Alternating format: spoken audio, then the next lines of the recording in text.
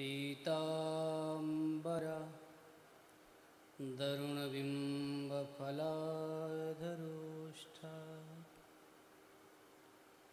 पूर्णेन्दुसुन्दरमुखा दरविन्दनेत्रा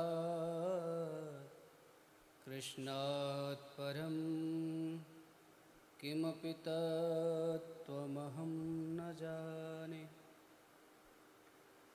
कृष्णत्वदीयपदपङ्कजपिञ्जरान्ते अद्यैव मे विशतु मानसराजहंस।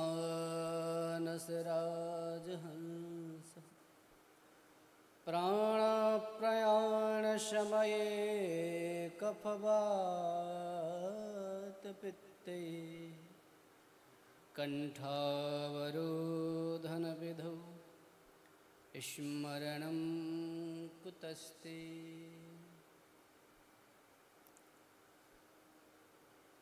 नमोऽस्तु ते व्यासविशालबुद्धे हुल्लारविन्दायतपत्रनेत्र येन त्वया भारततैलपूर्णः प्रज्वालितो ज्ञानमयः प्रदीपः। प्रपन्नपारिजाताय स्तोत्रवेत्रैकपाणये ज्ञानमुद्राय कृष्णाय गीतामृतदुहे नमः। वसुदेवसुतं देवं कंसचाणूरमर्दनं देवकी परमानन्दं कृष्णं वन्दे जगद्गुरुं। श्रीबालकृष्णलाल की जय, गोवर्धननाथ की जय, यमुने मात की जय। आइए मन और वाणी को पवित्र करने के लिए सर्वप्रथम कुछ क्षण के लिए हरिनाम संकीर्तन करें बड़े भाव और प्रेम के साथ। जो लोग हमसे जुड़ रहे हैं वो सब जो जहाँ हैं वहीं से हृदय में बांके बिहारी की दिव्य झांकी को निहारते हुए, राधा रमण की दिव्य झांकी का दर्शन करते हुए, हमारे श्री रंगनाथ प्रभु की झांकी का दर्शन करते हुए हरिनाम का गुणगान करें, कीर्तन करें भाव और प्रेम के साथ। भजो गोविंद गोविंद गोपाला,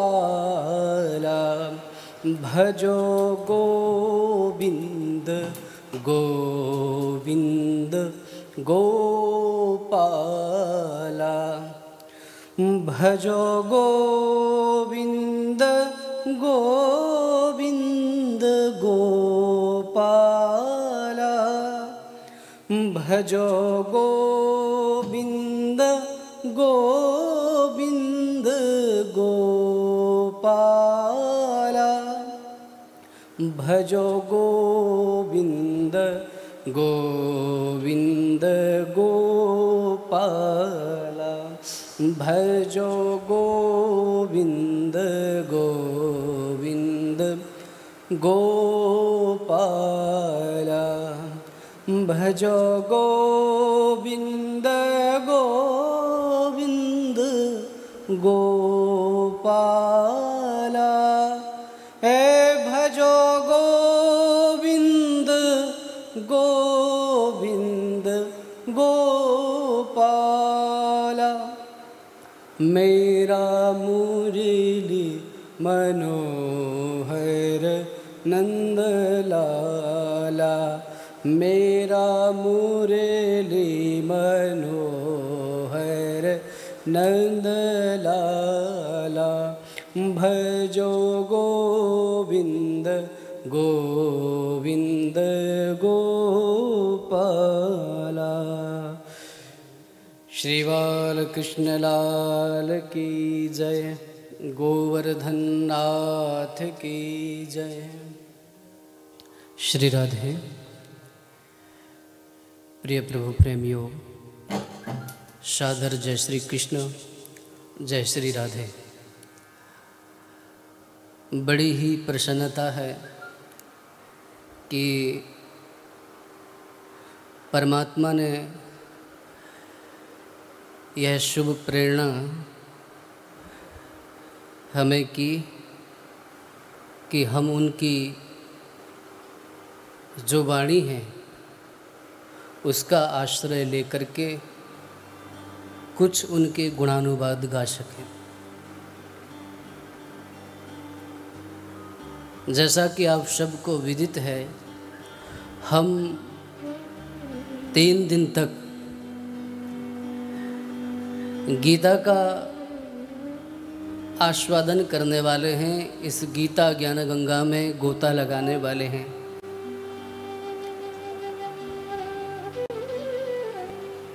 भारत में जितने भी विद्वान हुए, प्रायः करके सभी ने गीता के विषय में अपनी कुछ ना कुछ बात कही। गीता सबके लिए आदर्श रही है। महात्मा गांधी का भी गीता पर चिंतन है, रविंद्रनाथ टैगोर जी का गीता पर चिंतन है, महर्षि अरविंद का, स्वामी विवेकानंद का। भारत में जितने भी विद्वान हुए हैं, सभी विद्वानों ने प्रायः करके गीता को आदर्श माना है, और गीता को आदर्श ही नहीं माना है, गीता को अपने जीवन का एक अभिन्न अंग माना है।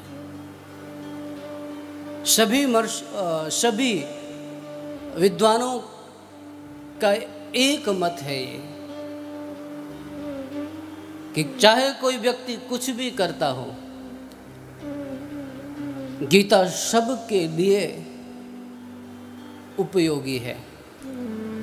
आप कोई भी काम करते हो, आप कुछ भी करते हो, आप जो कर रहे हैं उसमें गीता की आवश्यकता है, गीता की उपयोगिता है। यदि आप संत हैं, साधक हैं, तो भी गीता आपके लिए उपयोगी है, आपके लिए है। और यदि आप गृहस्थ हैं तो भी गीता आपके लिए उपयोगी है। कोई भी हो, किसी भी मार्ग का अनुयायी हो, गीता सब के लिए है। गीता उन लोगों के लिए भी है जो कृष्ण को भले ना मानते हों। जो कृष्ण की उपासना करते हैं उनके लिए तो यह सर्वस्व है, उनके जीवन की निधि है। लेकिन जो कृष्ण को नहीं भी मानते हैं, मैं तो एक बात और कहना चाहूँगा कि जो श्री कृष्ण को नहीं मानते हैं, भगवान को नहीं मानते हैं, आस्तिक भी नहीं है, कोई बात नहीं भैया। आप आस्तिक नहीं हो, मनुष्य तो हो, तो यह मनुष्य मात्र के लिए है, मानव मात्र के लिए है। किसी भी जाति का हो, किसी भी धर्म का हो, श्रीमद् भगवद गीता का यह आप ग्रंथ देखिए और पूरे ग्रंथ को पढ़ करके आप बता दीजिए कहीं भी इसमें हिंदू शब्द का उपयोग नहीं हुआ है। ये सब के लिए है। जो भारतीय संस्कृति का मूल रहा है, जो भारतीय संस्कृति का एक उद्बोधन रहा है, जो भारतीय संस्कृति का एक उद्घोष रहा है, वसुधैव कुटुंबकम, उस वसुधैव कुटुंबकम की जो भावना है, उस भावना को चरितार्थ करती है श्रीमद् भगवद गीता। सबके लिए है। यहाँ आकर के समस्त धाराएं मिल जाती हैं, यहाँ आकर के सब एक हो जाते हैं, यहाँ आकर के सबको अपनापन लगता है। भगवत गीता को जिसने जिस दृष्टि से देखा उसको भगवत गीता वैसे ही दिखाई थी। भगवत गीता को हम जैसे देखने लग जाते हैं वैसे ही हमें दिखने लगती है। जिस रूप में देखने लग जाएं, जिस दृष्टिकोण को लेकर के हम देखने लग जाएं, हमें वह दृष्टिकोण मिल जाता है। इसमें निवृत्ति का भी बोध होता है और प्रवृत्ति का भी बोध होता है। द्वैत खोजने वाले को भगवत गीता में द्वैत दिख जाता है, अद्वैत खोजने वाले को भगवत गीता में अद्वैत मिल जाता है, विशिष्टाद्वैत खोजने वालों को विशिष्टाद्वैत मिल जाता है, द्वैताद्वैत खोजने वाले को द्वैताद्वैत मिल जाता है। अचिंत भेदाभेद के उपासकों को उनकी भावना से भरे हुए श्लोक मिल जाते हैं। भगवत गीता को कोई कैसे भी देखे, किसी भी दृष्टिकोण से देखे, किसी भी भावना से देखे, आप जो ढूंढने के लिए चलोगे आपको वह मिल जाएगा। आप जो देखना चाहें, आप जो खोजना चाहें, भगवत गीता आपको वह प्रसाद देती है।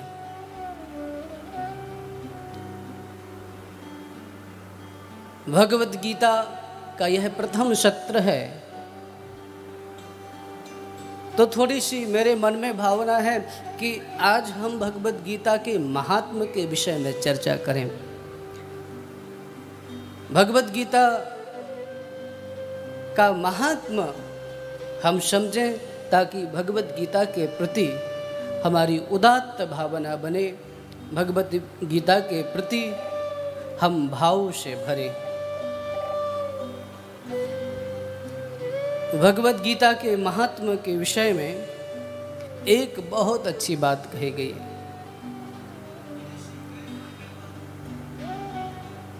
यह एक ऐसा गंगा जल है, गीता ऐसा गंगोदक है जिसको पान करके पुनर्जन्म न विद्यते। गीता गंगोदकम पीत्वा पुनर्जन्म न विद्यते। इस गीता गंगोदक का जो पान करेगा उसका पुनर्जन्म नहीं होगा। एक बात और भगवत गीता के महात्म्य में कही गई है, यह समस्त उपनिषदों का सार है, भगवान श्री कृष्ण के मुखारविंद से निश्रित है। भैया, गंगा में स्नान करने से आप में पवित्रता जो आती है और उस पवित्रता को धारण करने की जो शक्ति है, उस पवित्रता को ग्रहण करने की शक्ति है। थोड़ी सी देर आप पवित्र हो गए, लेकिन पुनः फिर गीता गंगा जल में यदि किसी ने स्नान कर लिया, यदि गीता में स्नान कर लिया, अपने गीता गंगा जल का आस्वादन कर लिया, फिर जिसने एक बार इस गीता गंगा जल का पान किया, फिर उसे अन्य किसी की आवश्यकता नहीं होती। भगवत गीता एक ऐसा शास्त्र है जिसका आश्रय करके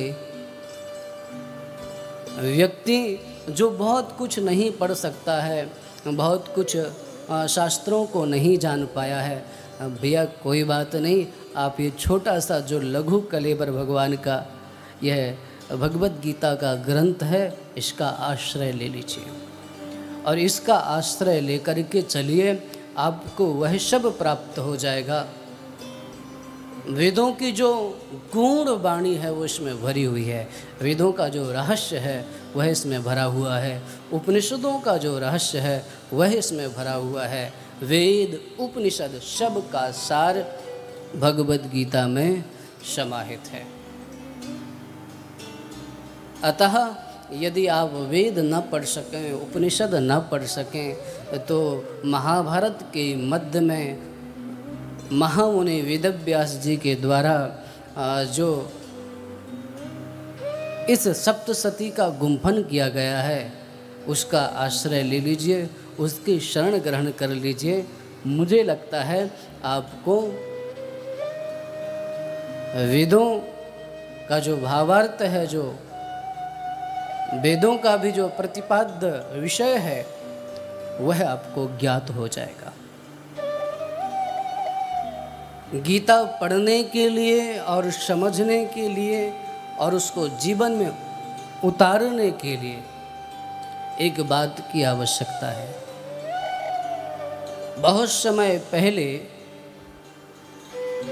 संगीताचार्य श्री विष्णु दिगंबर जी ने प्रयाग में एक गीता का बहुत बड़ा सम्मेलन कराया था, और उस सम्मेलन में परम पूज्य प्रातः स्मरणीय ब्रह्मलीन पूज्य गुरुदेव स्वामी अखंडानंद सरस्वती जी महाराज भी उपस्थित थे। महाराज श्री ने उस सम्मेलन की एक घटना का संस्मरण सुनाया अपने ग्रंथ गीता रस रत्नाकर में। गीता का दिव्य सम्मेलन चल रहा था, सभी संत वहाँ पर उपस्थित थे, और उन संतों के मध्य में ही एक हाथ में कमंडल लिए, एक कौपीन धारण किए हुए एक संत पधारे।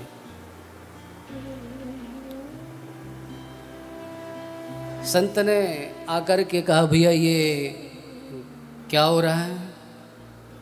गीता का सम्मेलन हो रहा है, सब लोग गीता पर अपना अपना विचार रख रहे हैं। अच्छा,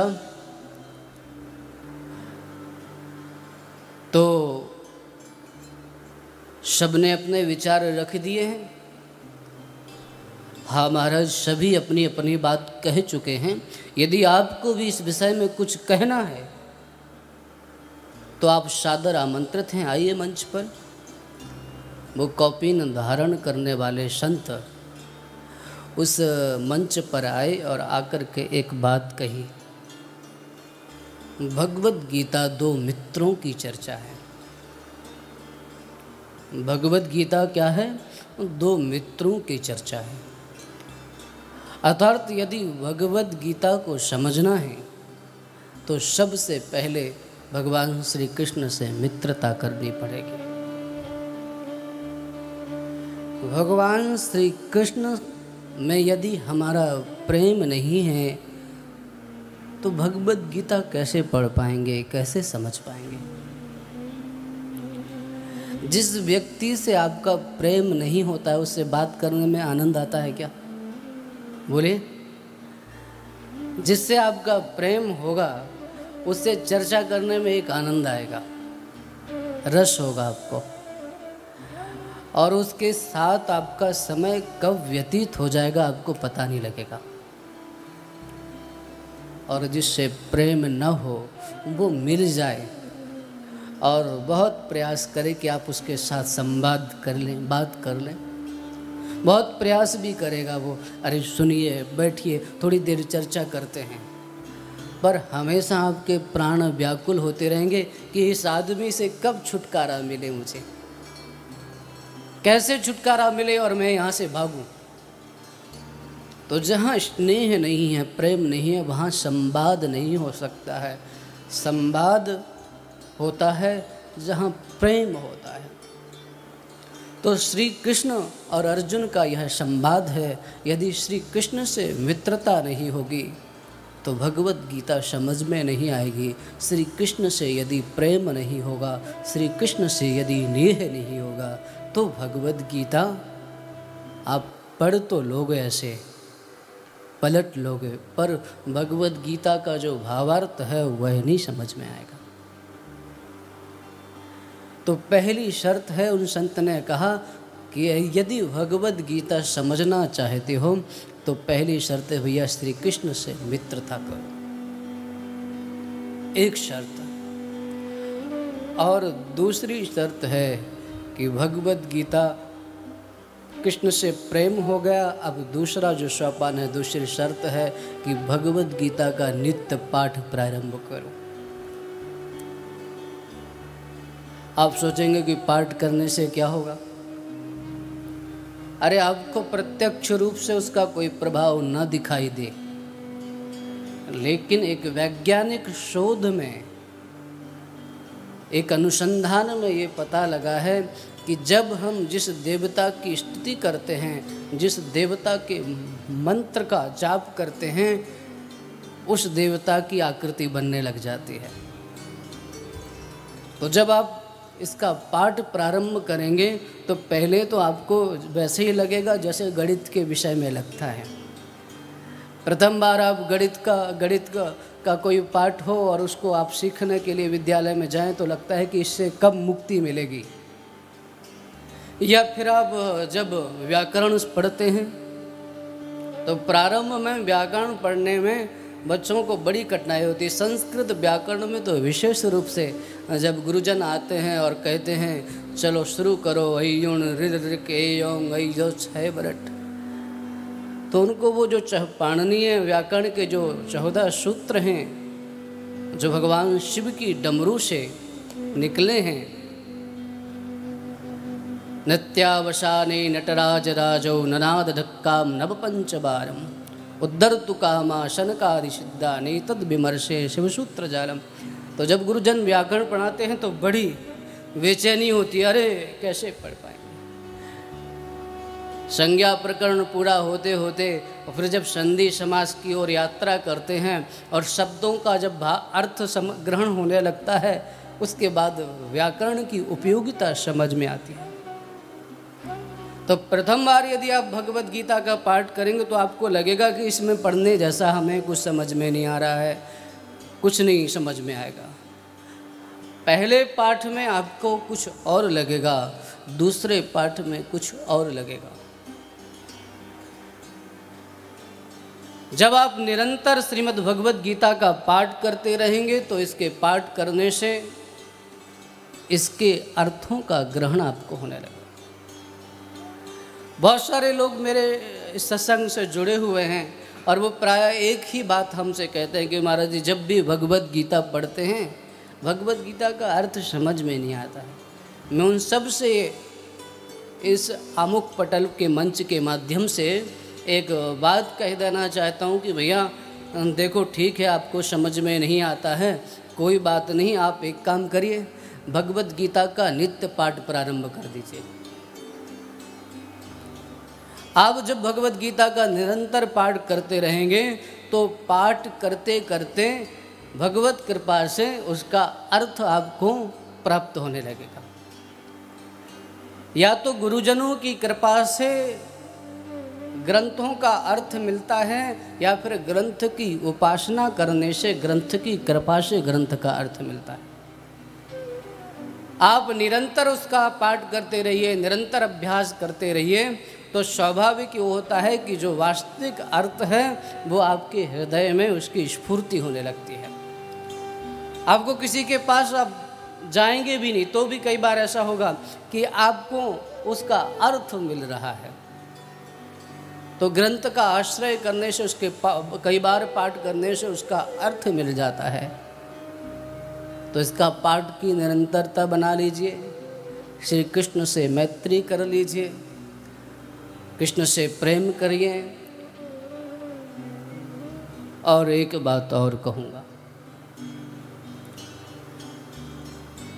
भगवान से प्रेम करिए और संसार की बातों से बचिए। भाई प्राय करके लोगों का एक ही तो प्रश्न होता है कि हम भजन तो करते हैं पर उसमें हमको सिद्धि नहीं मिलती है। इतना नाम जप करते हैं, इतना कीर्तन करते हैं, इतना स्मरण करते हैं, पर मिलता कुछ नहीं है। हाँ, बहुत सारे लोगों की ये शिकायत होती है। तो इसका अर्थ क्या है कि भगवान के नाम का कोई प्रभाव नहीं है। इसका अर्थ क्या समझें कि हम जो भगवान का नाम जप करते हैं, कीर्तन करते हैं, वो निष्फल होता है, उसका कोई फल नहीं है। नहीं, भगवान के नाम का कीर्तन करने का फल तो है ही। तो फिर क्या हमारे साधन भजन करने में कोई कमी है? बोले हाँ। क्या कमी है? हमें जो करना चाहिए हम वो भी करते हैं और उसके साथ साथ जो नहीं करना चाहिए वो भी करते हैं। आयुर्वेदिक दवा जब वैद्य जी महाराज देते हैं तो कहते भैया ये परहेज भी करना है इसके साथ। पूछा जाता है इसके साथ क्या खाना है और क्या नहीं खाना है, तो बोलते देखो इस दवा को ग्रहण करो और इसके साथ साथ इन सब चीज़ों का सेवन नहीं करोगे तो ये दवा फायदा करेगी। और यदि आपने परहेज नहीं किया तो वैद्य भी हाथ खड़े कर देते, देखो हम कुछ नहीं कर सकते। फिर शर्त हमारी ये है कि आपको जो दवा दी जा रही है उसके साथ साथ उसका जो परहेज है वो भी आपको करना पड़ेगा। इसी तरह से भगवत गीता के विषय में भी आप यह समझ लीजिए कि आप भजन भी करते रहें, कीर्तन भी करते रहें और व्यर्थ की चर्चा भी करते रहें। आप फिर लोगों की निंदा भी करते रहें। कई बार मैंने ऐसा देखा और सुना है कि लोगों के हाथ में माला झोली रहती है, माला भी चलती रहती है, वार्ता भी चलती रहती है साथ में, और उसके साथ साथ वो दूसरों की निंदा में भी प्रवृत्त रहते हैं। तो इस तरह का जो साधन है कि भैया आपके एक साथ हजारों काम, जैसे कई बार घर में हनुमान चालीसा का पाठ लोग करते हैं, बहुत सारे लोग करते ही होंगे। और पाठ करते समय कुछ लोग तो मंदिर में जाकर के कर लेते हैं और कुछ लोग तो इतने व्यस्त होते हैं, हालांकि इस समय तो ऐसी व्यस्तता लोगों की नहीं है, पर कुछ लोग इतने व्यस्त होते हैं कि बस जैसे ही उनका स्नान शुरू होता है तो बाथरूम में ही उनका हनुमान चालीसा शुरू हो जाता है। फिर बाहर निकलते निकलते तौलिया से शरीर पहुँचते पहुँचते हनुमान चालीसा आधा हो जाता है। फिर कपड़े पहनते पहनते हनुमान चालीसा पूरा होता है और फिर माथे पे हल्का सा तिलक लगाया और बाहर दौड़ते हुए पहुंच गए ताकि लोग समझे कि धर्मात्मा पुण्यात्मा जो है भगवान की पूजा करके आ रहे हैं। तो एक तो इस विधा से भगवान का पूजन करते हैं लोग। तो ये जो पूजा है फटाफट वाली, और फिर जाकर के अन्य चर्चाओं में भी प्रवृत्त हो जाते हैं। तो इस प्रकार का जो साधन है, मैं यह तो नहीं कहूँगा कि वो व्यर्थ जाएगा, उसका निश्चित रूप से कुछ ना कुछ प्रभाव होगा, लेकिन जो प्रभाव उसका जीवन में दिखाई देना चाहिए वह नहीं दिखाई देगा।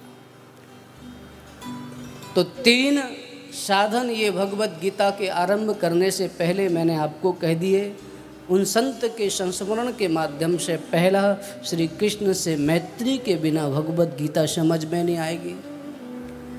दूसरा साधन भगवत गीता का पाठ करते रहिए, पाठ करते करते भगवत गीता स्वयं कृपा करके आपके हृदय में अर्थ को प्रकाशित करेगी। और तीसरी बात आपको यह कि भगवत गीता का पाठ करते हुए श्री कृष्ण से प्रेम करते हुए एक चीज़ से बचने का प्रयास करना कि जब भगवान के प्रेम में पगने लगो तो धीरे धीरे संसार की वार्ता से खुद को मुक्त करना। इन 3 बातों का ध्यान रखना। वेद कांडत्रयात्मक हैं। कांडत्रयात्मको वेदः, कर्मकांड, उपासना कांड और ज्ञान कांड। और भगवत गीता वेद से ही मानो ओतप्रोत है। तो भगवत गीता में भी इन 3 विषयों पर विशेष चर्चा की गई है। श्रीमद् भगवत गीता में 18 अध्याय हैं। पहले 6 अध्यायों को कर्म कांड के रूप में स्वीकार किया गया है। फिर उसके बाद के जो 6 अध्याय हैं वो उपासना कांड भक्ति कांड के हैं, और उसके बाद के जो 6 अध्याय हैं वो ज्ञान कांड के। कर्मकांड और भक्ति, फिर ज्ञान। यह 3 सोपान हैं। प्रथम कर्मकांड के माध्यम से पात्रता हृदय में आए, इसलिए कर्मकांड का प्रथम वर्णन है। दूसरे 6 अध्यायों में फिर उपासना की बात की गई है, उपासना के विषय में बताया गया है। और फिर 6 अध्याय में मुक्ति का मार्ग। और मानव जीवन में इन तीनों की आवश्यकता है। ज्ञान मस्तिष्क का आहार है, कर्म हमारी प्राण शक्ति है, और भक्ति हमारे हृदय की विश्राम स्थली है। तीनों की आवश्यकता है। तो प्रथम श्रीमद् भगवद गीता में जो प्रारंभ में वर्णन किया गया है वो विशेष रूप से कर्मकांड का वर्णन किया गया है। प्रारंभ से यदि हम भगवद गीता के प्रथम अध्याय पर दृष्टिपात करें, थोड़ी सूक्ष्म दृष्टि से प्रथम अध्याय पर चिंतन करें, तो विशेष यही आपको पता लगेगा। अर्जुन की जो भावनाएं हैं उनमें कहीं ना कहीं कर्मकांड को लेकर के उसने चर्चा की है। प्रारंभ में ही धर्मक्षेत्रे कुरुक्षेत्रे समवेता युत्सवः मामकः पांडवश्चैव किम कुरुवत संजय। जब धृतराष्ट्र के द्वारा पूछा गया संजय से कि मेरे और पांडवों के जो पुत्र हैं उनके बीच में कुरुक्षेत्र में पहुंचने पर क्या हुआ, बड़ा आश्चर्य होता है। धृतराष्ट्र ये नहीं कहता है कि युद्ध के मैदान में क्या हुआ। धृतराष्ट्र अर्थात वेद बुद्धि। वेद बुद्धि क्या है? वो जो मामकः और पांडवः, मेरे और पांडु के पुत्र, यही भेद बुद्धि है। और युद्ध का सबसे बड़ा कारण भी यही है। और दुनिया में जितने भी युद्ध हैं और सभी युद्धों का एकमात्र कारण यही है, यह मेरा और यह उसका। श्रीमद् भगवद गीता में मैं और मेरे को सबसे बड़ा असद ग्रह बताया गया है।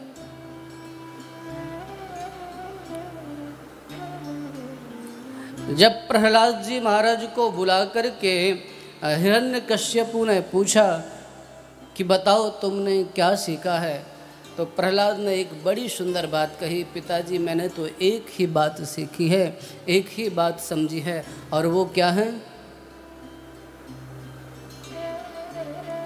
जो मैं और मेरे का असद ग्रह है, इस असद ग्रह का त्याग करके हित्वात्म पातम गृहमंदकूपम वनम गतो यद हरिमाश्रयित। मैं और मेरे के असद ग्रह का त्याग करके वन की ओर जाना ही सबसे बड़ी बुद्धिमत्ता है। लेकिन प्रायः करके मैं और मेरे के भाव से व्यक्ति उठ कहाँ पाता है। संसार कुछ और नहीं है, हमारे मैं और मेरे का जो घेरा बनता जाता है वही संसार है। वही संसार हमें सबसे ज़्यादा विचलित भी करता है, सबसे ज़्यादा पीड़ा भी उत्पन्न करता है। धृतराष्ट्र ने पूछा कि बताओ वहाँ जाकर के क्या हुआ, तो उसके पूछने का एक भाव यह भी था कि कुरुक्षेत्र धर्म क्षेत्र है, और कई बार ऐसा होता है व्यक्ति कैसा भी हो जब पुण्य क्षेत्र में जाता है तो उसकी बुद्धि बदल जाती है। ठीक है, कोई बड़ा दुरात्मा है, दुष्ट व्यक्ति है, पर जब वह भी किसी धाम की यात्रा करता है, जब किसी तीर्थ की यात्रा करता है, तो उसके मन में एक बात आती है, चलो मैं बाहर जैसा भी हूँ पर अब वृंदावन आया हूँ तो कम से कम यहाँ तो अपने आप को ठीक कर लूँ। कई बार ऐसा भी होता है कि व्यक्ति कितनी भी उग्र प्रकृति का हो, लेकिन किसी व्यक्ति सत्पुरुष के सानिध्य में आ जाए, हाँ याद रखना, कितनी भी उग्र प्रकृति का व्यक्ति हो, कितना भी दुष्ट स्वभाव का व्यक्ति हो, लेकिन सत्पुरुष के सानिध्य में आकर के उसके विचार बदल जाते हैं। सिंह हिंसक प्रकृति का है, बहुत ज़्यादा हिंसक प्रकृति का है, पर ऐसे कई संतों के विषय में मैंने श्रवण किया है कि जहाँ सिंह भी ऐसे बैठ जाता था जैसे बिल्ली पास में बैठ जाती है। डाकू रत्नाकर के विषय में तो आपने सुना ही है, संतों के सानिध्य में आकर के उनका जीवन परिवर्तित हो गया। अंगुलीमाल के विषय में आपने सुना और पढ़ा होगा, जो लोगों को मार करके उनकी अंगुलियां काट करके गले में धारण कर लेता था, लेकिन बुद्ध के संपर्क में आकर के वो संत बन गया। तो जैसे सत्पुरुषों का एक प्रभाव होता है, ऐसे ही किसी स्थान का भी प्रभाव होता है, भूमि का भी अपना प्रभाव होता है भैया। अगर आपको केसर की खेती करनी है तो आप क्या यहाँ कर पाओगे? उसके लिए एक अलग भूमि है। नारियल किस भूमि में उगते हैं, आप उस भूमि में ही उसकी खेती कर पाओगे, उगा पाओगे। हर जगह, हर स्थान पर, हर वस्तु, केवल भूमि होना ही उपयुक्त नहीं है, उस भूमि में उस बीज का जन्म संभव है कि नहीं, ये भी ध्यान में देखा जाता है। इसी तरह से साधन भजन के लिए भी उपयुक्त भूमि होती है। ऐसा जैसे अन्य सब चीज़ों के लिए होती है, ऐसे ही साधन भजन के लिए भी एक उपयुक्त भूमि होती है। और वो उपयुक्त भूमि क्या है? हमारे तीर्थ हैं, हमारी पवित्र नदियां हैं, पवित्र पर्वत हैं। इन तीर्थों में जाकर के, इन स्थानों में जाकर के निश्चित रूप से लोगों के विचार परिष्कृत, परिमार्जित और शुद्ध हो जाते हैं। यहाँ जाकर के लोगों की मनोवृत्ति बदल जाती है, यहाँ जाकर के लोगों के मन में सद्विचार उत्पन्न होने लग जाते हैं। तो धृतराष्ट्र की एक भावना कि कुरुक्षेत्र में पहुंच करके क्या दुर्योधन के मन में कोई परिवर्तन हुआ? तो शायद दुर्योधन का मन बदल जाए, युद्ध न हो। पर सच तो ये है कि दुर्योधन का मन तो तब बदले जब मन में कहीं ना कहीं सद्भावना हो। कुछ लोग ऐसे होते हैं कि वो किसी भी स्थान पर चले जाएं, उनकी मानसिकता इतनी दृढ़ होती है कि उनमें परिवर्तन, मुझे लगता है, नामुमकिन ही होता है। कहीं भी चले जाएं, वो वहाँ जाएंगे भी तो वही सब चीज़ें देखने लग जाएंगे जो नहीं देखना चाहिए। और ऐसा होता भी है, कई बार तीर्थों में आकर के भी लोग वो नहीं देखते हैं जो देखना चाहिए, और वो देख लेते हैं जो नहीं देखना चाहिए। तीर्थों में आकर के भी वो सब देख लेते हैं जो नहीं देखना चाहिए, और जो देखने के लिए आए थे उससे वंचित रह जाते हैं। यहाँ की निंदा करने लग जाएंगे, यहाँ के विषय में कुछ बोलने लग जाएंगे, पंडाओं के बारे में कुछ बोलने लग जाएंगे, फिर परिक्रमा के विषय में कुछ बोलेंगे, फिर मंदिरों की व्यवस्थाओं के बारे में कुछ बोलेंगे। तो मेरा मन कभी कभी करता है कि भैया, जब तुम्हें मंदिरों की व्यवस्था ही देखनी थी, यही सब देखना था, तो तुम यहाँ आए काहे को? जब तुम्हें इतनी सारी कमियाँ दिखाई दे रही हैं और ये सब देखने के लिए आए, तुम्हें भगत बिहारी जी का दर्शन नहीं दिखाई देता है, तुम्हें बाकी चीज़ें नहीं दिखाई देती हैं, तुम्हें ये सब त्रुटियाँ दिखाई देती हैं, इसका अर्थ है कि तुम यहाँ आकर के भी वही सब ढूंढ रहे हो, वही सब खोज रहे हो जो नहीं खोजना चाहिए। तीर्थ में व्यक्ति बुद्धि को पवित्र करने के लिए जाता है, बुद्धि में विकृति उत्पन्न करने के लिए नहीं जाता है। तीर्थ में जाने का उद्देश्य यह नहीं है कि वो तीर्थ में जाए और ये जो नहीं देखना है वो देखने लग जाए। मुझे परम पूज्य महाराज श्री का एक बहुत ही प्यारा दृष्टांत याद आ रहा कि महाराज श्री का सत्संग हो रहा था और उस सत्संग में बहुत सारे लोग बैठे हुए थे। सब महाराज श्री के मुखारविंद से निश्चित जो भगवत वाणी है उसका आनंद ले रहे थे। सब खुश थे, सब प्रसन्न थे। अब उसमें एक श्रीमान जी खड़े हो गए, महाराज जी मुझे कुछ कहना है। महाराज जी ने कहा बैठिए, अभी सत्संग चल रहा है। फिर वो श्रीमान जी खड़े हुए और फिर बोलने लगे, महाराज जी मुझे कुछ कहना है। अच्छा भैया, आप क्या कहना चाहते हैं? जो कहना है आपको सत्संग के बाद कहिए।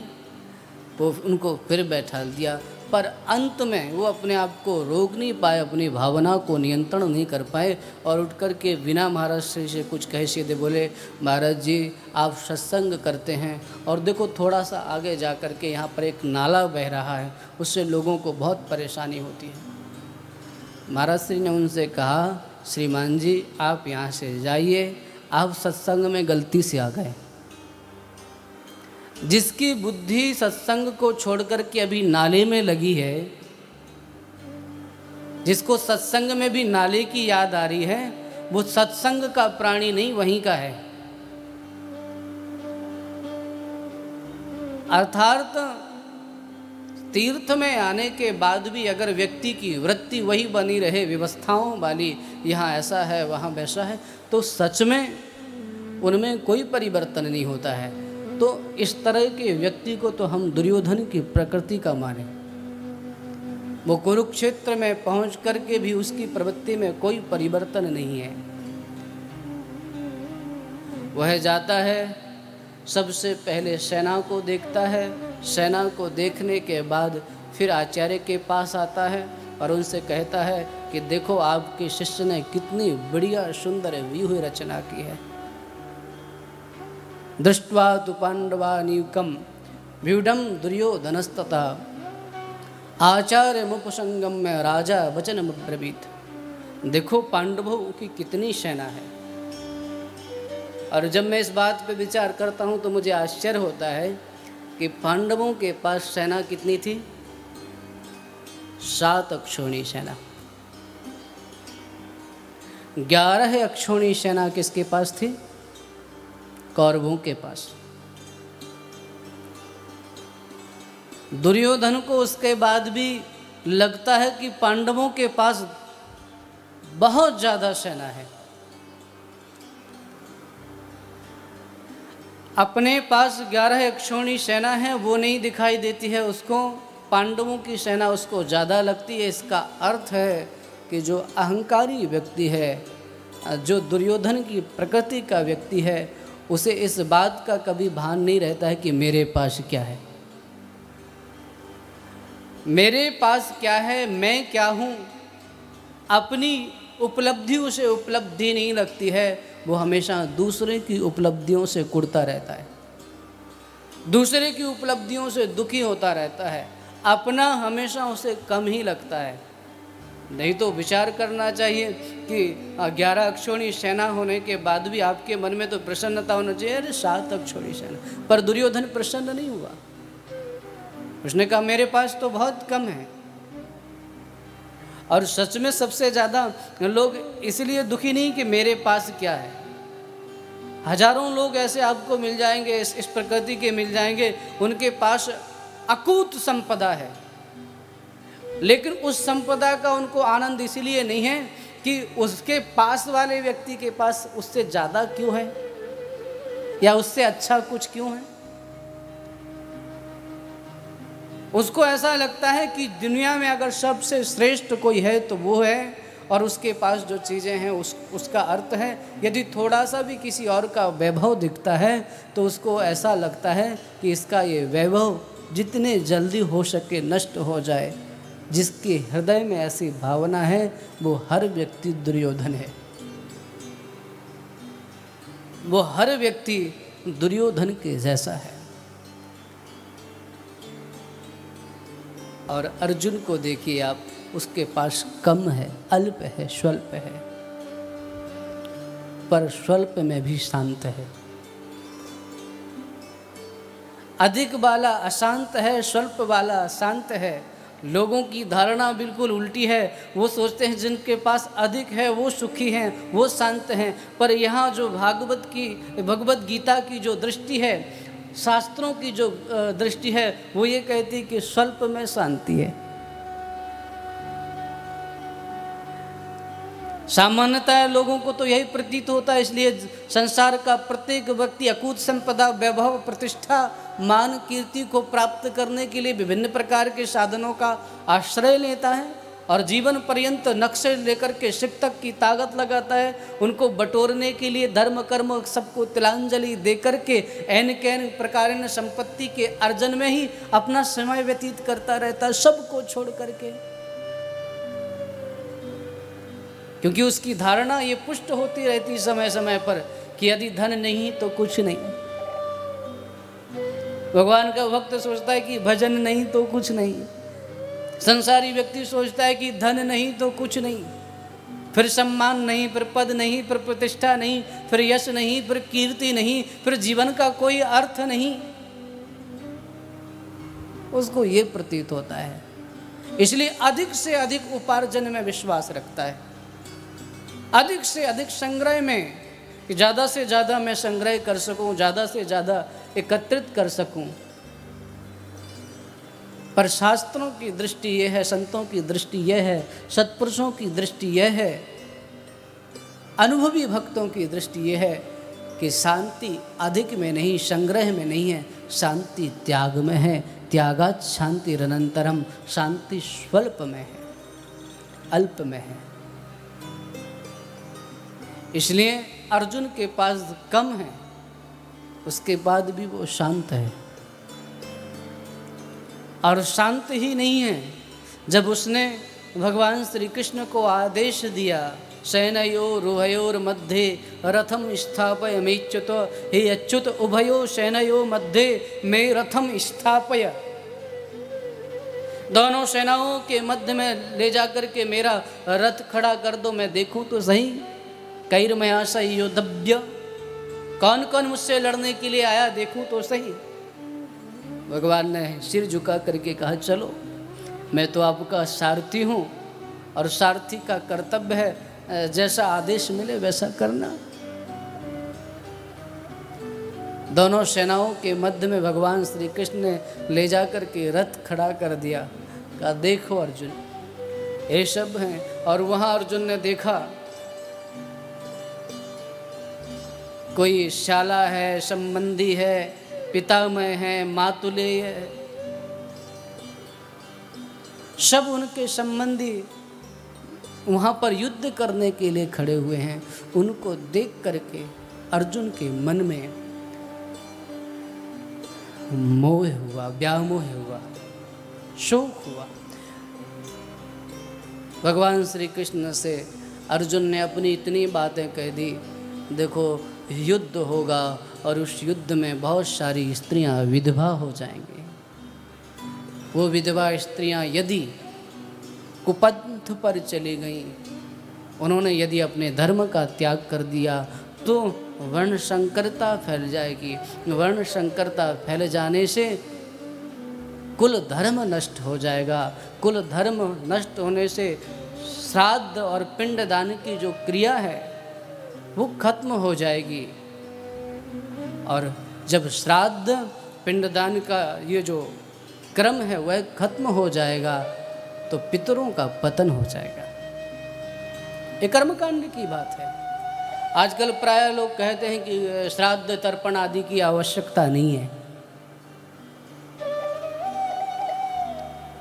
अपने मनमुखी ढंग से कोई बात अपनी बुद्धि के तराजू पर तौल करके नहीं करनी चाहिए। यदि आपको लॉ के विषय में कुछ पता नहीं है, कानून के विषय में कुछ पता नहीं है, आपने अध्ययन नहीं किया है, संविधान का अध्ययन नहीं किया, आपको पता नहीं कि किस दंड के स्वरूप कौन सी धारा लगती है, कौन सा आर्टिकल क्या कहता है, उसके विषय में आपको नहीं पता तो आप उसको बोलने के अधिकारी नहीं हैं। साइंस की यदि आपने पढ़ाई नहीं की है, विज्ञान की आपने पढ़ाई नहीं की, तो आप विज्ञान के विषय में कुछ बोलने के अधिकारी नहीं हैं। यदि आप सुयोग्य डॉक्टर हैं, नहीं बने, आपने कोई डिग्री प्राप्त नहीं की और आप उसके विषय में कुछ बोलें तो लोग आपको यही पूछेंगे कि क्या आपने पढ़ाई की है क्या। लेकिन हमारे यहाँ आप भले भगवद गीता का पहला श्लोक न पढ़ पाओ, धर्मक्षेत्रे कुरुक्षेत्रे समवेतायुत्सवः मामकः पांडवाश्चैव किम कुर्वत संजय भले भगवद गीता के प्रथम श्लोक का भी आप शुद्ध उच्चारण न कर सकें, लेकिन आप वेदों पर प्रश्न चिन्ह लगा देंगे, शास्त्रों पर प्रश्न चिन्ह लगा देंगे। हमारी जो सनातन धर्म की व्यवस्थाएं हैं और जो मृतात्मा की अर्धदेहिक क्रिया के लिए की जाती हैं, उन सब पर आप प्रश्न चिन्ह लगा देते हैं। किस आधार पे लगाते हैं भैया? आपने पढ़ाई की, आपने अध्ययन किया, आपने कुछ समझा, नहीं समझा? फिर आप कैसे कह सकते हैं कि श्राद्ध की कोई आवश्यकता नहीं है, तर्पण की कोई आवश्यकता नहीं है? और कई बार तो लोग यह भी कहते हैं कि जो भगवान का भक्त बन गया है फिर उसे कुछ करने की, श्राद्ध तर्पण आदि करने की आवश्यकता नहीं है। ठीक है, ऐसा लोग कहते हैं। अब मुझे एक बात बताइए, जो भगवान का नाम लेता है, भगवान का कीर्तन करता है, उसके विषय में आपकी ये धारणा है, जटायु ने भगवान श्री राम का दर्शन किया कि नहीं किया? बोलिए। भीष्म पितामह ने भगवान श्री कृष्ण का दर्शन किया कि नहीं किया? जटायु ने तो भगवान श्री राम की गोद में प्राण त्याग किए, बाली ने भगवान श्री राम का दर्शन करते हुए प्राण त्याग किए। और दोनों के साथ भगवान ने एक बात भी कही कि यदि तुम चाहो तो अपने प्राणों की रक्षा के लिए मैं तुम्हें अभय दान दे देता हूँ, तुम अपने प्राणों को रख सकते हो। लेकिन दोनों ने एक ही बात कही, जाकर नाम मरत मुख आबा, अधमऊ मुक्त होई श्रुति गाबा, सो मम लोचन गोचर आंगे, राख्यूं नात प्राण के ही खागे। अरे भाई, जिनका नाम मरते समय यदि मुख में आ जाए तो अधम भी मुक्त हो जाता है, और वही परब्रह्म परमात्मा मेरी आंखों के सामने खड़ा हुआ है। ऐसा अवसर मैं हाथ से कैसे जाने दूँ? उनको देखते हुए अपने प्राणों का त्याग करूँगा। तो जिस बाली ने भगवान का दर्शन करते हुए प्राण त्याग किए, जिस जटायु ने भगवान श्री राम का दर्शन करते हुए प्राण त्याग किए, पितामह भीष्म ने भगवान का दर्शन करते हुए प्राण त्याग किए, उसके बाद भी भगवान श्री राम ने स्वयं जटायु की अंतिम क्रिया की। उसके बाद भी बाली ने भगवान का दर्शन किया, उसके बाद भी उनके पुत्र को जो अर्धदेहिक क्रिया है उसको करने की आज्ञा दी। दशरथ जी महाराज का जब देहावसान हुआ तो राम राम कहे राम कहे, राम राम कहे राम, भगवान का नाम लेते हुए गए, फिर भी उनका श्राद्ध तर्पण आदि की जो क्रियाएं हैं वो संपन्न कराएंगे। क्यों? वो तो भगवान का नाम लेते हुए गए थे भैया, उनको तो किसी प्रकार की कोई आवश्यकता नहीं थी। नहीं, भगवान भी इस धराधाम पर आते हैं तो जो सनातन धर्म की व्यवस्थाएं हैं, जो सनातन धर्म का विधान है, उसका पोषण करते हैं, उस व्यवस्था को पुष्ट करते हैं। यदि उसमें कोई त्रुटि रह गई है तो उसका परिमार्जन करते हैं। तो इसलिए श्राद्ध तर्पण आदि की व्यवस्था की बात अर्जुन कह रहा है कि प्रभु, यदि वर्ण संकरता फैल जाएगी तो श्राद्ध तर्पण नहीं होगा, चारों तरफ व्यभिचार फैल जाएगा। ये भय है अर्जुन के मन में। भगवान चुप है, अर्जुन ही बोल रहा है अभी। भगवद गीता के प्रथम अध्याय में अर्जुन ही बोलता जा रहा है। भगवान श्री कृष्ण का एक बार भी नहीं यह कहा गया है कि भगवान कुछ बोले। इतना कह कर के अर्जुन चुप हो गया कि मैं युद्ध नहीं करूँगा, मुझे युद्ध नहीं करना।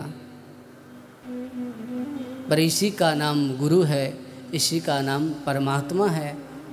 वो तुम्हारे अंतःकरण में छुपी हुई सूक्ष्माति सूक्ष्म वासनाओं को, मानो जो तुम भी नहीं देख पाते हो, उसको तुम्हारा गुरु देख लेता है। जो तुम्हें भी दृष्टि गोचर नहीं होता है, वह उन्हें दिखाई देता है।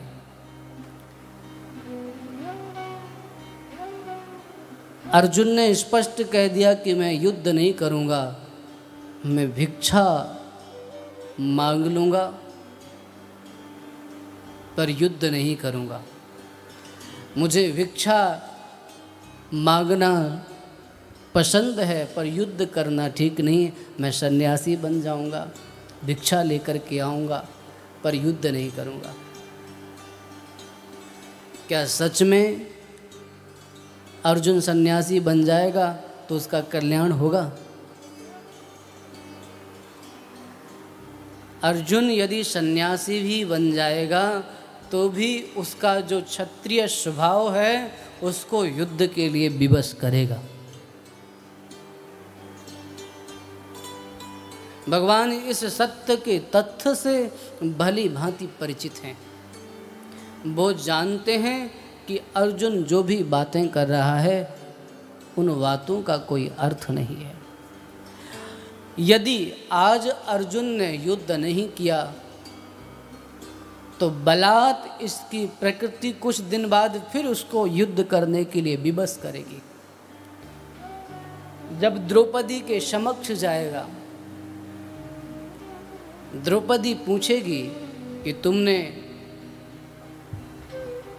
मेरे अपमान का बदला लिया। जब वह व्यंग बाण चलाएगी तो क्या अर्जुन उत्तर दे पाएगा? जब चारों तरफ से अकीर्ति फैलेगी, चारों तरफ से लोग व्यंग के बाण चलाएंगे, तब क्या अर्जुन तुम उसको सहन कर पाएगा?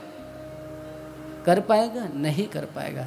इसलिए भगवान जानते हैं कि अर्जुन का कल्याण किसमें है। युद्ध से भागने में उसका कल्याण नहीं है, युद्ध करने में उसका कल्याण है। कई बार हम विचार नहीं कर पाते हैं कि हमारा कल्याण किसमें है। परमात्मा हमसे एक कदम आगे चलता है, वो जानता है कि हमारा कल्याण किसमें है। अर्जुन का कल्याण युद्ध से विरत होने में नहीं है, युद्ध में रत होने से है। इसलिए पार्थ के अंतःकरण में छुपी हुई वासनाओं को परमात्मा ने देख लिया। कई बार हम जो नहीं होते हैं वो दिखाने की पूरी कोशिश करते हैं, और जो हैं उसको छुपाने की पूरी कोशिश करते हैं। जो नहीं है उसको दिखाने के लिए नक्शे सिक तक की ताकत लगा देते हैं, और जो वास्तविकता है उससे जीवन पर्यंत भागते रहते हैं। वास्तविकता से कोसों दूर चले जाते हैं, और फिर अपने को सही साबित करने के लिए वैसा करते रहते हैं जैसा कि लोगों को अच्छा लगे। अर्जुन भी वास्तविकता में क्या युद्ध से भागने के लिए युद्ध में आया है? पर सच तो ये है कि युद्ध में अर्जुन पलायन करे, यह परमात्मा को भी प्रिय नहीं है। श्री कृष्ण भी चाहते हैं कि अर्जुन की अकीर्ति ना हो, अर्जुन की कीर्ति नष्ट ना हो, क्योंकि अर्जुन मेरा है। यदि अर्जुन युद्ध से विरत होता है, युद्ध से को त्याग करता है, तो अर्जुन की अकीर्ति होगी और अर्जुन की अकीर्ति मेरी अकीर्ति है। अर्जुन का अपयश मेरा अपयश है, अर्जुन की पराजय मेरी पराजय है और अर्जुन की जय मेरी जय है। श्रीमद् महाभारत में एक बात आई है, धनंजयस्यात्मा कृष्ण, कृष्णस्यात्मा धनंजय। अर्जुन की आत्मा श्री कृष्ण है और कृष्ण की आत्मा अर्जुन है। अर्थात अर्जुन की पराजय श्री कृष्ण की पराजय है, अर्जुन की जय श्री कृष्ण की जय है, अर्जुन की कीर्ति श्री कृष्ण की कीर्ति है, अर्जुन की अकीर्ति श्री कृष्ण की अकीर्ति है, और अर्जुन की निंदा श्री कृष्ण की निंदा है, अर्जुन की प्रशंसा श्री कृष्ण की प्रशंसा है।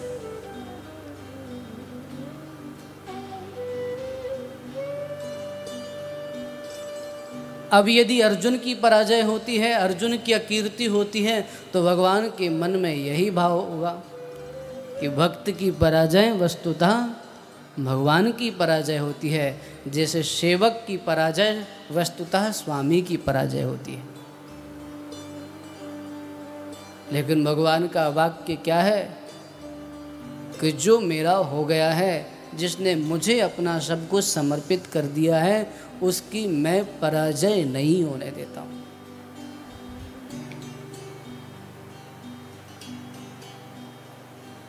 जो मेरा है उसकी कभी पराजय नहीं होगी, उसका कभी अशुभ नहीं होगा, उसका कभी अकल्याण नहीं होगा। न वासुदेव भक्तानाम अशुभम विद्यते क्वचित।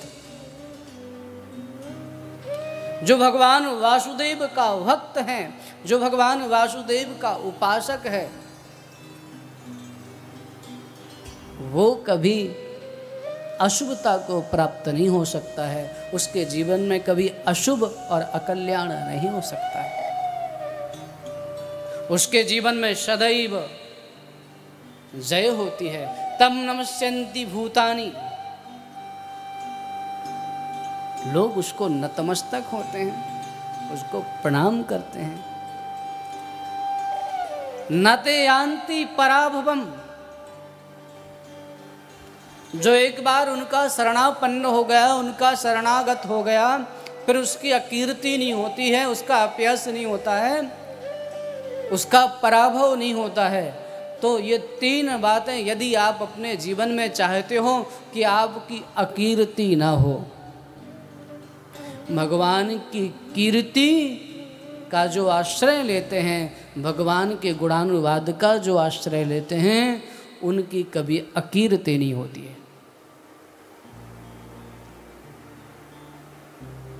जो भगवान की कीर्ति का आश्रय लेते हैं, उनका कभी पराभव नहीं होता है।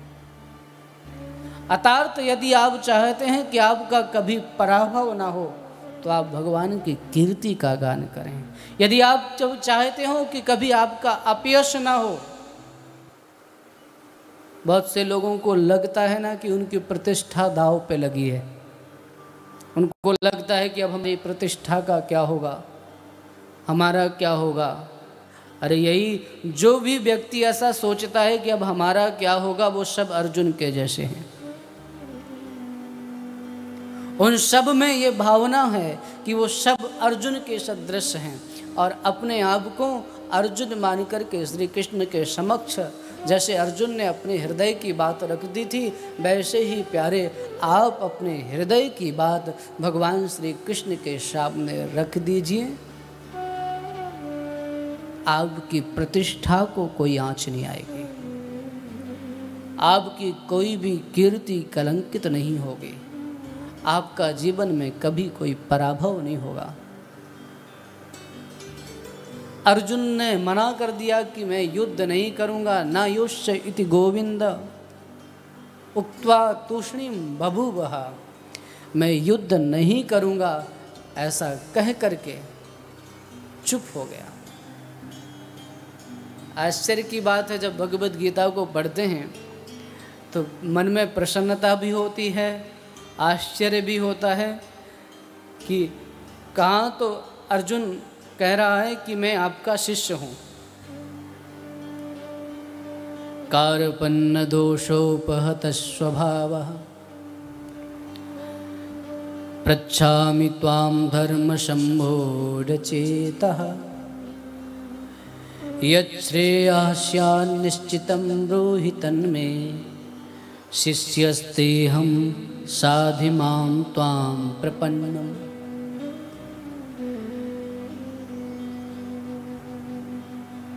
मैं निश्चित नहीं कर पा रहा हूं कि मुझे क्या करना चाहिए। मैं आपका शिष्य हूं।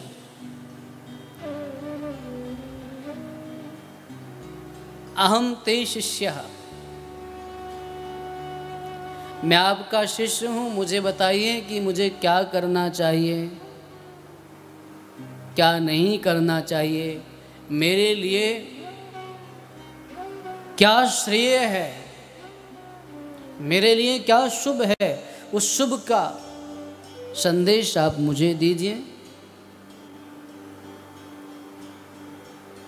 आश्चर्य की बात है, एक तरफ अर्जुन कहता है कि मैं आपका शिष्य हूँ और मुझे क्या करना चाहिए वह आप बताइए, और दूसरी तरफ क्या कहता है कि मैं युद्ध नहीं करूँगा। हंसी की बात है कि नहीं? कोई कहे कि मैं आपका शिष्य तो हूँ पर आपकी बात नहीं मानूंगा और मेरे कल्याण के लिए जो मार्ग हो सो बताइए। एक तरफ कह रहा है कि मैं शिष्य हूँ, दूसरी तरफ कह रहा है कि मैं युद्ध नहीं करूँगा, और तीसरी बात कह रहा है कि जो मेरे लिए अच्छा हो वो बताइए। ऐसे शिष्यों की भी कमी नहीं है। आप मेरे गुरुजी हैं, इस बात को मैं स्वीकार करता हूँ। मेरे लिए कुछ अच्छी बात बताइए, मैं ये आपसे पूछता भी हूँ, पर जो आप कहेंगे मैं उसको करूँगा नहीं। तो ये कैसी शिष्यता है आपकी? एक तरफ आप कह रहे हैं कि आप शिष्य हैं, दूसरी तरफ आप पूछ भी रहे हैं, और फिर ये भी कह रहे हैं कि जो आप बताएंगे मैं वो करूँगा नहीं। मुझे जो नहीं करना है वो मैंने पहले बता दिया है, लेकिन आप अगर कुछ और बताएंगे तो फिर सोचेंगे। इसलिए भगवान ने देखो, जब अर्जुन यह कह कर के चुप हो गया, तमुवाच ऋषिकेशः प्रहसन्निव भारत सेनयोरुभयोर्मध्ये विषेदन्तमिदं वचः। भगवान को प्रहसन इव प्राप्रकर्षेण, थोड़ा भगवान को हंसी आ गई, और हंसी आना स्वाभाविक ही है। जब हम सुन रहे हैं तो हमको हंसी आ रही है, तो भगवान ने श्रवण किया तो भगवान को भी हंसी आ गई कि ये कैसा शिष्य है जो कह रहा है कि आप जो मेरे लिए श्रेय का मार्ग हो वो बताइए, पर मैं युद्ध नहीं करूँगा। पर ये भूल रहा है, तेरे लिए तो युद्ध ही श्रेय का मार्ग है। क्षत्रिय के लिए युद्ध से भागना श्रेय नहीं है, युद्ध में लड़ते लड़ते मर जाना श्रेय है। हमारे यहाँ दो गति कही जाती है, या तो योगी को परम गति मिलती है, या फिर युद्ध करते करते कोई युद्ध में मारा जाए तो उसको परम गति मिलती है। साधन भजन करके कोई ब्राह्मण बन करके और साधना करे, साधना करते करते उसकी साधना इतनी ऊंची हो जाए कि फिर वो ध्यान के माध्यम से ध्यान धारणा समाधि के माध्यम से अपने प्राणों का त्याग कर दे और ब्रह्मरंध्र से उसके प्राण निकलें, तो उसकी परम गति मानी जाती है। या फिर उनकी परम गति मानी जाती है। जो क्षत्रिय, वो सभी क्षत्रिय हैं जो युद्ध में हैं, जो युद्ध करते हैं। तो जो क्षत्रिय युद्ध में जाए और युद्ध से फिर परांगमुख ना हो, युद्ध से विचलित ना हो, सामने वाला व्यक्ति युद्ध के लिए एक बार हुंकार भर दे, एक बार कह दे कि मैं युद्ध की लिए याचना करता हूँ। अरे युद्ध की याचना क्षत्रिय से तो उसका भाई कर दे, पिता कर दे, तो भी शास्त्र कहता है उसको युद्ध करना चाहिए।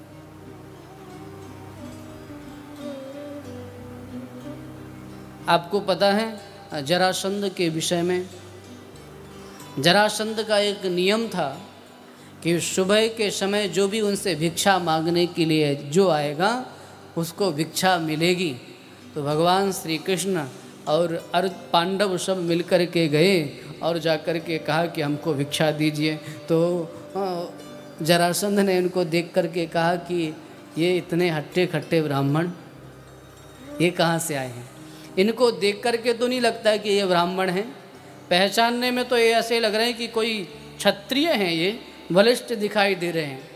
पर ये जब भिक्षा मांगने के लिए ही आए हैं, क्षत्रिय होकर के भिक्षा मांगना अनुचित है।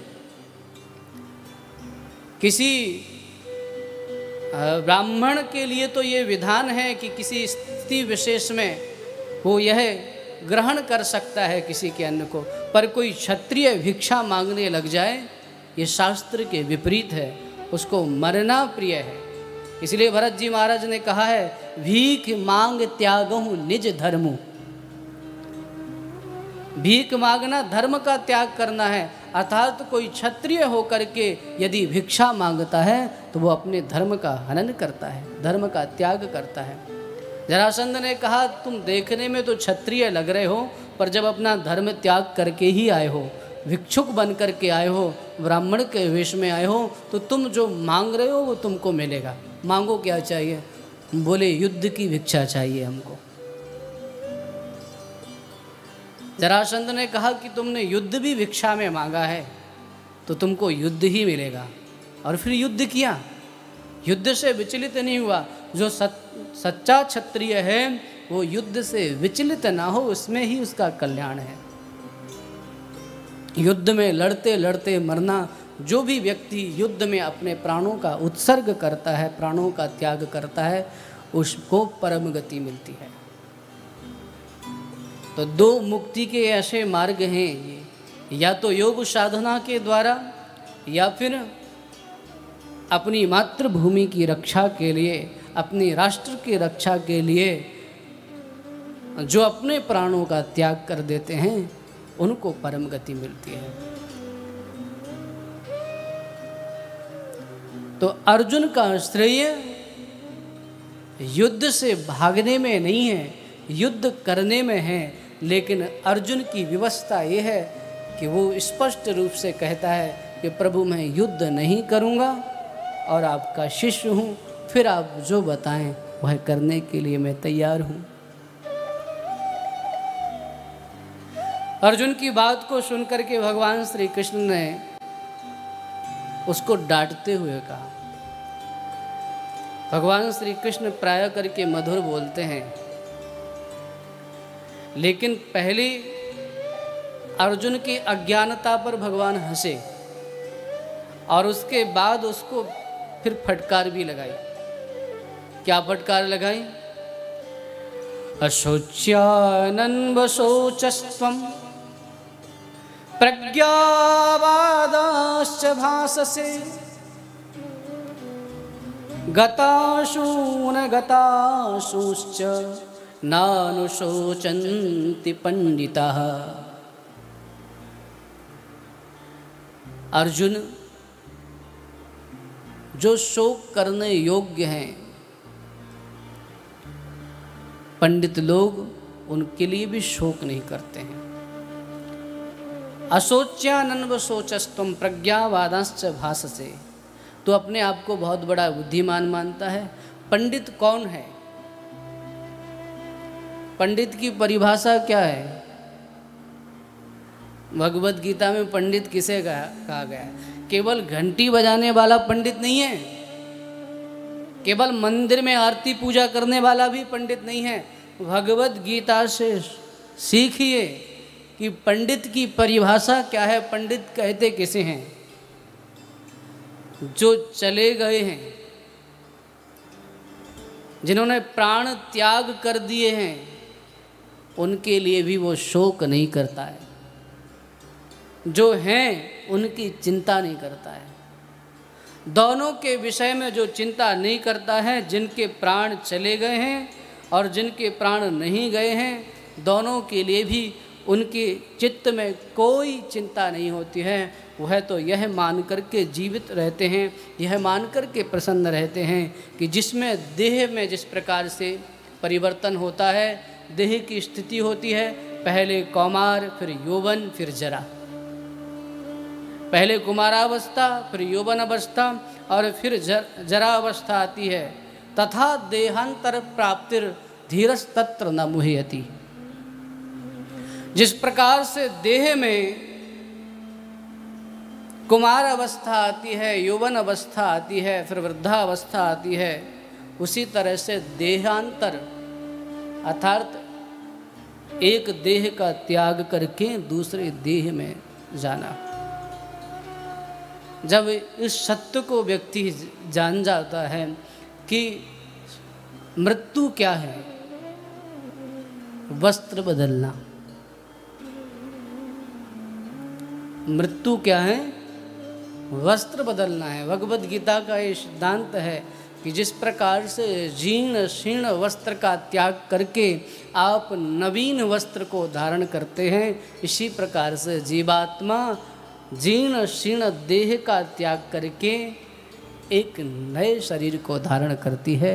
इसी का नाम मृत्यु है। तो धीर पुरुष जो है, जो तत्व वेदता है, वो इसमें मोहित नहीं होता है, वो इसमें व्यतीत नहीं होता है, क्योंकि वो इसके रहस्य को जानता है। अर्थात हे अर्जुन, तुम इससे मुक्त हो जाओ, न कोई मरने वाला है, न कोई मारने वाला है। जो यह कहता है कि ये मरने वाला है, वह भी मूढ़ है। जो यह कहता है कि मैंने इसको मारा, वो भी मूढ़ है। वस्तुतः आत्मा शाश्वत है। और जीवन के जीवित रहते रहते जो व्यक्ति आत्मा की शाश्वतता का अनुभव कर लेता है, सच में उसी का जीवन सफल है। यदि जीते जी हम गीता को समझ लें, यदि जीते जी हम गीता सुन लें, तो हमें मरने के बाद गीता ना सुननी पड़े। हम कब सुनाते हैं? जब व्यक्ति की मृत्यु हो जाती है, तब हम ब्राह्मण देवता को बुला करके उसको गरुड़ पुराण सुनाते हैं और गीता सुनाते हैं। अरे भाई, जब वो जीवित था तब आप उसको गरुड़ पुराण सुनाइए ना, तब आप उसे गीता सुनाइए। जब जीवित था तब उसको गरुड़ पुराण या गीता के पास तक नहीं जाने दिया आपने उसको सत्य नहीं समझा। और जब उसकी मृत्यु हो गई तब आप उसको गीता सुना रहे हैं, और गीता सुनाते हुए इसको कह रहे हैं कि आत्मा अजर अमर है। आत्मा की अजर अमरता का जो भाव है, वो भगवान श्री कृष्ण अर्जुन को कहते हैं, अर्जुन, जिनको तुम कह रहे हो कि ये मरने वाले हैं, वस्तुतः वो यदि कभी ये मरे होते तो आज होते कैसे? एक बार मैंने पूज्य स्वामी जी से एक बात पूछी, जब लगभग 3 से 4 साल पहले, तो एक मन में ऐसा भाव आता था बार बार कि आज नहीं तो कल मैं चला जाऊंगा। ऐसी बात मन में आती थी कि बस मर ही जाऊंगा, मैं आज मरूंगा कि कल मरूंगा, पर मरना सुनिश्चित है। ऐसी बात मन में आने लगी। इतना परेशान रहने लगा इस बात को मन में आने के कारण, या तो वो सत्संग की कोई बात थी जो वह ऐसी बैठ गई मन में कि बस यही लगे कि मृत्यु सुनिश्चित है, मरना ही है।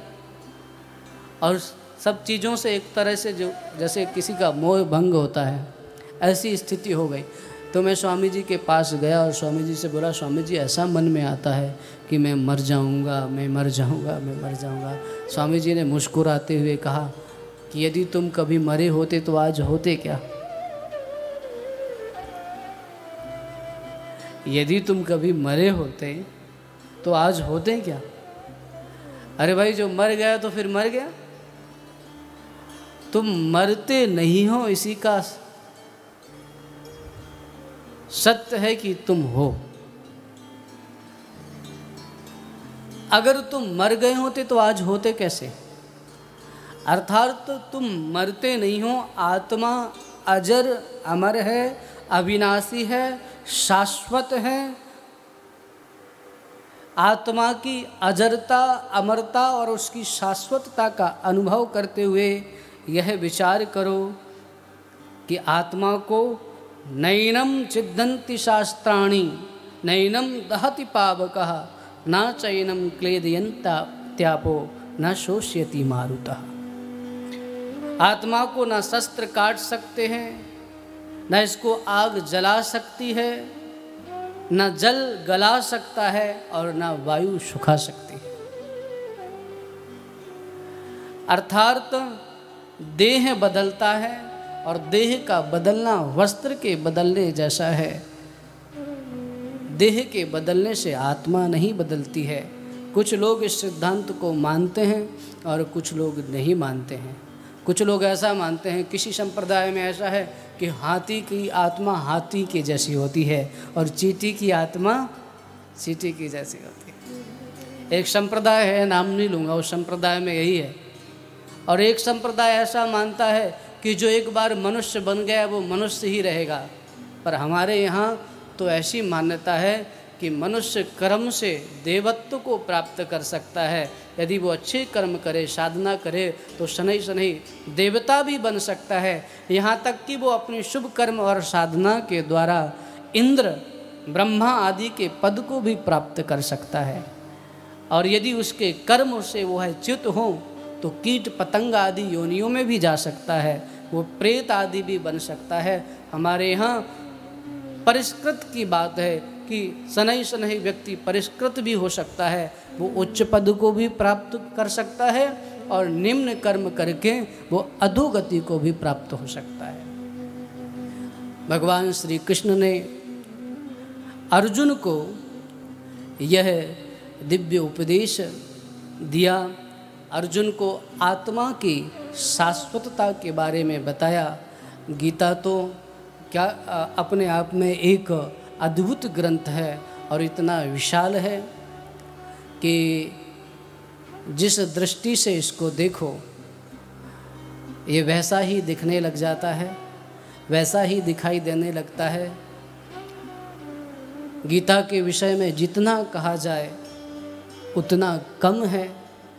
मैं अपने सभी श्रोताओं से कहूँगा कि आज प्रथम दिवस था और प्रथम दिवस यथासंभव यथाधीतम यथामति, प्रथम बार मैंने यह भगवत गीता पर कुछ बोलने की धृष्टता की है। कल हम इससे आगे की यात्रा करेंगे और प्रयास करेंगे कि आपको भगवत गीता के जो विशेष सूत्र हैं उन सूत्रों से आपका परिचय करा सकें, आपको यथासंभव यह भगवत गीता का जो दिव्य प्रसाद है आज के समय में तो बहुत ही उपयोगी है। आज के समय में भगवत गीता की जितनी आवश्यकता है मुझे लगता है उतनी पहले कभी ना रही हो। आज जब व्यक्ति हताश हो रहा है, आज तो प्रत्येक व्यक्ति अर्जुन की भांति पलायन करने के लिए तत्पर है। तो ऐसे पलायन करने वाले व्यक्ति के लिए भगवत गीता यह आत्मविश्वास के रूप में आत्मबल प्रदान करेगी। यदि कोई व्यक्ति दुखी है, परेशान है तो भगवत गीता का आश्रय लेकर के यदि वो चलेगा तो मुझे लगता है उसके जीवन की हर प्रकार की व्याधि दूर हो जाएगी, हर प्रकार का कष्ट उसका दूर हो जाएगा और इसके सेवन से, इसके पठन पाठन से उसको जीवन में एक नई दिशा, नई ऊर्जा और नई प्रेरणा मिलेगी। मैं इसी भावना के साथ आप सबसे यह कहूँगा कि जो लोग भी आज श्रोता बने हैं इसमें वो कल और परसों भी उपस्थित रहें और एक काम जरूर करते रहें कि जिनको यह भगवत प्रसाद अच्छा लग रहा है, जिनको यह प्रिय लग रहा है, प्रसाद अकेले नहीं खाना चाहिए।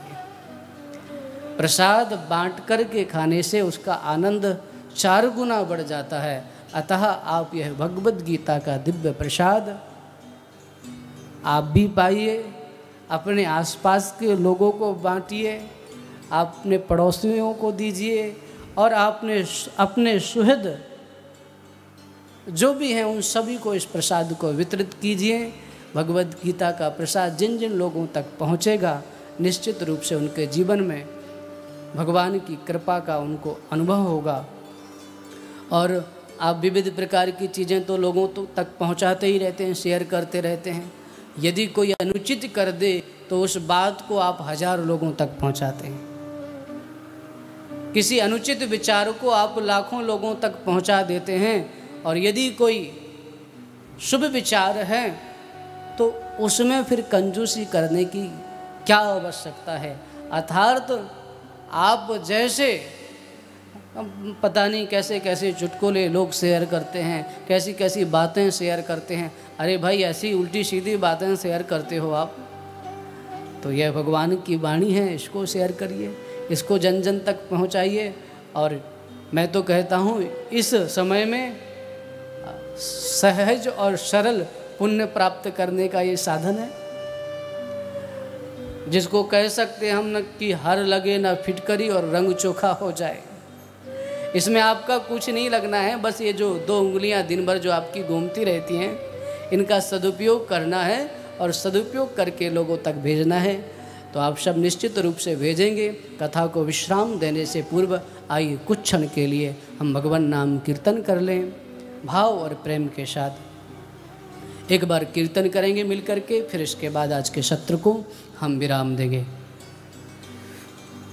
मुकुंद माधव गोविंद बोल, मुकुंद माधव गोविंद बोल, केशव माधव हरि हरि बोल। मुकुंद माधव गोविंद बोल, मुकुंद माधव गोविंद बोल, केशव माधव हरि हरि बोल, केशव माधव हरि हरि बोल। हरि हरि बोल, श्री हरि बोल, हरि हरि बोल, श्री हरि बोल। मुकुंद माधव गोविंद बोल, मुकुंद माधव गोविंद बोल, मुकुंद माधव गोविंद बोल, केशव माधव हरि हरि बोल, केशव माधव हरि हरि बोल। हरि हरि बोल, श्री हरि बोल, हरि हरि बोल, श्री हरि बोल। मुकुंद माधव गोविंद बोल, मुकुंद माधव गोविंद बोल, केशव माधव हरे हरे बोल, केशव माधव हरे हरे बोल, केशव माधव हरे हरे बोल।